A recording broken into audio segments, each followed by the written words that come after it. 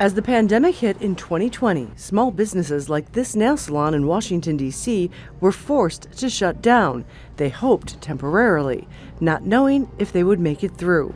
Looking around D.C. streets, it's clear to see how many did not. But for Amanda Moreno, relief. They made it, and her business is busy again. But now the question, with so much talk of a pending recession, will it last? And so when you ask me, are we nervous about the economy? Of course we are, but there is only so much that we can control. And right now, the only thing that we can control is to continue to provide our clients with experience that allows them to relax and forget a little bit about the crazy world out there.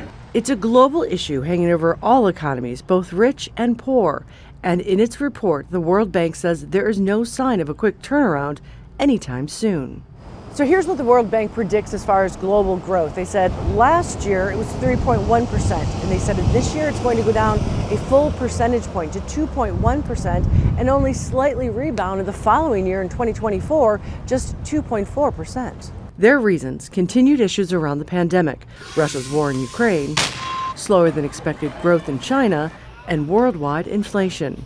And as the Federal Reserve and other central banks raise interest rates to combat it, the developing countries are paying the steepest price because it costs a lot more now to borrow money. So this higher debt payments eating up what needs to be used for health and education in these developing economies, especially these low-income countries. A forecast not just of lower growth numbers, but for what it actually means. The poorest in the world suffering even more in the years ahead. Culhane, Al Jazeera, Washington.